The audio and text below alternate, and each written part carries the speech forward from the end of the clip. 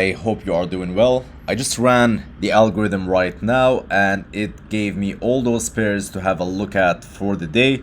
I've looked at all these pairs today. So again, what the algorithm does is it goes through almost 34x pairs and returns the top, let's say 8 to 9 pairs that it believes that I can find a trade on. I've went through all these pairs right now and I found a trade on Gbpaud, so I will go ahead and explain it. As you can see right here from a higher time frame perspective, let me close the balcony door here.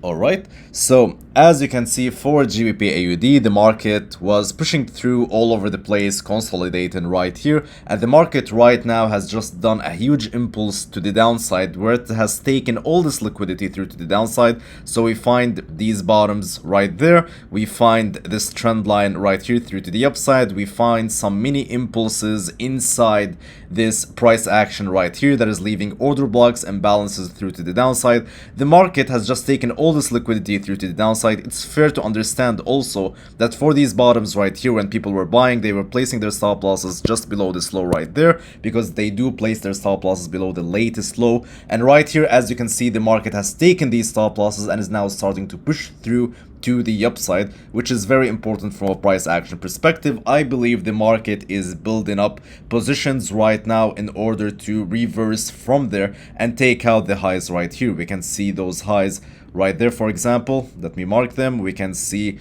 the highs up there, and also we can see trend lines going down. Can we actually? No, we can't actually. We can't see trend lines, but there's a lot of liquidity through to the upside right there from this high perspective right there, from those highs right here.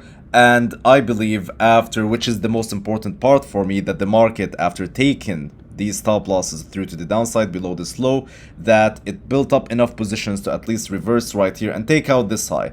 Let's not focus on that big push through into here. Let's just focus on that price action from here into here. There's liquidity right there. Liquidity to the downside has been taken, and as I speak in all my videos, what I talk about is when liquidity is taken to one side and then on the other side it has formed liquidity, we usually aim for that liquidity on the other side. So right now we've taken the stop losses here again, and I am aiming for the stop losses above these tops right there.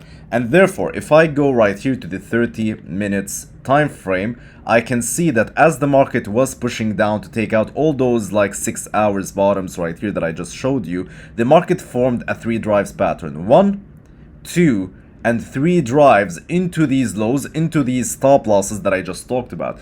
It so happens to be as well that the market took out this 1.90 psychological level. So all in all, as the market goes below this 1.90 psychological level, people usually say, okay, the market just broke a huge important level, and they will start selling down. And therefore they will have a lot of stop losses through to the upside right there that the market is right now, in my opinion, targeting. On top of all that, as the market did a 3 drives pattern, 1, 2, 3, into a psychological level, which is the 1.90, and into these stop losses areas right here, as I just showed you, the market, what it did as well is it formed liquidity right here, and then it has taken this liquidity right there after forming these bottoms, and then it started pushing through to the upside. So all in all, I love this setup right here, because on top of all that, as I look through to the upside, I can see tops right here, for example. I can see tops right here. So liquidity through to the upside, liquidity through to the downside has just been taken, and therefore I believe that Gbpaud has a big probability right here of pushing through to the upside from there into all this liquidity through to the upside. From a partial profit perspective, I will be taking partial profits around this high right here. So as soon as this first area of stop losses is taken, I will be taking partial profits just in case the market wants to reverse from there, and then I will let the rest run into my 1.92500 area. We'll see how that goes. So guys, by the way, I found another setup on Audcad right here, and I'm here to explain it, so let's get right into it. I can see a 1, 2, 3 drives pattern through to the upside here, which usually after a 3 drives pattern, I expect the market to reverse and take out the lows of that 3 drives pattern. On top of all that, I can see that the second drive, which is very important for me, formed stop losses through to the upside and then took out those stop losses. So a 3 drives in which the second drive forms tops and then takes them out is a valid 3 drives pattern for me. On top of all that, as I zoom in on that price right here, I can see the market formed tops, took them out, formed tops, took them out, and then started melting through to the downside, which is why I believe that AUD USD will move down, AUD CAD I mean, will move down from this 0.90 area all the way down into this 0.88500 area almost, and then we'll see where we go from there based on another analysis that I might do. And as I look through at the 30 minutes time frame right here, I can find the exact same pattern happening here. The market pushed through to the upside 1, 2, 3. 3 drives through to the upside, in which the second drive, again, forms stops, and then the market takes it out. So that same 6 hours setup right here, 1, 2, 3, also exists on a fractal price action inside this area, pushing through to the upside, as you can see on the 30 minutes time frame.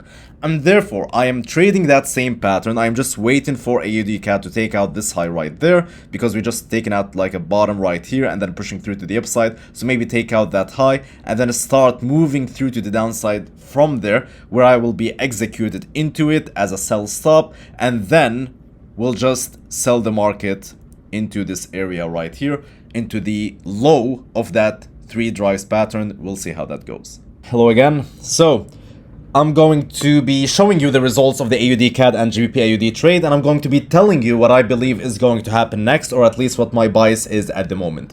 For AUD CAD right here, 1, 2, 3 drives through to the upside, market came back, pushed through to the upside, grabbed the stop losses above that high as I told you, and then melted through to the downside. 1 to 3, I was out. Now, for AUD CAD, let's go to that chart and show you what my bias was. What my bias was, let me delete everything basically. Let me delete everything. What my bias was is for the market to come back into this area right here. Let me delete this. It's for the market to come back into this area right here, all the way from up there. That was the bias. Now the market came, let's say, did 75% of that movement, even more, 80-90% of that movement, and then we didn't tap into that low, but we started pushing through to the upside. So what that does to my bias is it actually changes it, because now I'm getting mixed signals, because we have a 3 drives pattern right here, 1, 2, and 3.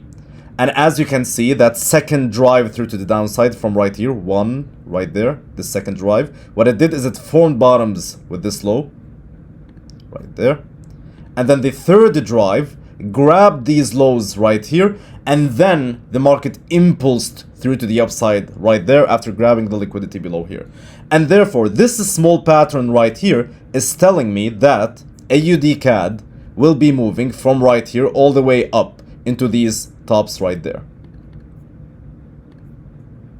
That's my next bias for AUD CAD. However, because of this big 3 drives pattern right here that is telling me that the market is going to come down from all the way up here to down here, and that still didn't happen, then I am receiving mixed signals for AUD CAD, and this is when I speak about mixed signals on Instagram. So now I'm receiving mixed signals for AUD CAD, and therefore I just decide to stay away from this pair up until one of those goals end. So either the market pushes up into here and then I will reanalyze, or the market pushes down and breaks that low right here. If that ends up happening, then I will reanalyze as well as soon as the market reaches back into that low. And therefore, for AUD CAD right now, I am pausing until the market either reaches into that low or that high right here. GBP AUD has a different story. Let's talk about GBP AUD.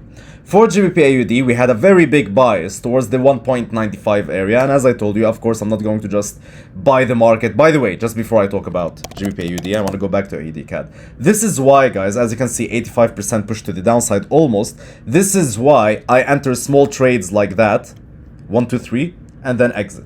If this shit happens and I change my bias and I start receiving mixed signals, my money is not at risk. I'm already in, out, done. 80% retracement to the downside. I don't care if it continues down into here or not. 80% retracement done. I'm out of the markets, and now I'm just analyzing objectively without any emotions. I don't have anything at risk. There's no trades going on, just 1 to 3 out, and now I'm reanalyzing. So this is why I like to enter those mini trades on lower time frames when I have a higher time frame bias. I will not just set up sell right here and then just target this low to the exact point so I can get the most profits that I can get. I'm not going to do that. I am going to enter a small trade, exit out, and then reanalyze as I've done. Now, for GBP/AUD, going back right here, as you can see, what the market did is it pushed through to the upside and grabbed all the stop losses above that high right here, and then started melting down impulsively right here. And therefore, let me show you the trade on the lower time frames. GBP/AUD right here, we've taken these lows right there, and then we pushed through to the upside. 1, 2, 3 drives to the upside into my TP area, and then the market started melting down from there. Now for GBP/AUD, I still have the same bias. My bias still didn't change. We grabbed this liquidity right here through to the downside, we pushed through to the upside, grabbed the liquidity right here through to the upside, and then we melted through to the downside, right? And you might think, okay, that means that GBP/AUD is going to continue melting down and take out all these lows. However, for me, as long as we remain below that low right here, above that low right here, then I am still bullish on GBP/AUD. That's simply the case. Now, if the market breaks that low through to the downside, it means it's giving me signals that it might want to go through to the downside. So I might expect something like this for GBP/AUD if that happens. Break to the downside, maybe come back into this area right here, and then maybe melt down right here to take out the lows right here. Alright, this becomes the analysis. So we'll try to see how that goes. Now, of course, if the market breaks that low, then I no longer kind of have a bias on GBP/AUD, and I need to reanalyze the same way that I'm doing right now for Audcad. However, as long as the markets remain above that low right here, if the markets remain above that low, then I still have the same bias that GBP/AUD is bullish and that we need to push through to the upside. I will still have the same bias as long as GBP/AUD remain above that low. Now, why? Because you might look at this and be like, okay, liquidity is taken, push to the downside, why are you bullish? And that's an interesting question. And the reason why I'm bullish is because for me, I believe the liquidity right here through to the downside has been taken and pushed through to the upside. And therefore, let's think about it from a bank perspective, let's say, or someone that grabbed this liquidity, whatever you want to call it. So the person or the entity that grabbed this liquidity obviously put buy orders right here, okay, to push the market through to the upside. And they put sell orders right there after grabbing the liquidity through to the upside. And this is why we have that massive push to the upside, and then we have that massive push through to the downside. Now, as long as those buy orders right here after grabbing this liquidity are not violated through to the downside, then I will stay on the bullish side. I will not move towards the bearish side. Now, if those buy orders right here are violated through to the downside like that, which means they don't care about those buy orders because maybe they closed them, I don't give a fuck why, but if they are violated right here through to the downside, then I move more towards the indecision part of things where I need to reanalyze and see a majority of time frames, 6 hours, daily, maybe monthly. So I need to see a big portion of time frames in order to determine where we're going next. However, as long as we stay above those buy orders right here, then my analysis stays the same for GBP/AUD. I believe that we can be bullish from here, maybe up into these double tops right there, trend line right here going down. There's a lot of liquidity to aim for. This is not simply a liquidity grab because we formed double tops. We also formed a trend line going down, as you can see. So we're still forming some sort of liquidity through to the upside. So as long as these buy orders right here are not violated, then I'm going to keep the same analysis for GBP/AUD, believing that it might push all the way up into this 1.95, 94, 500 area. Let's see how that goes, guys.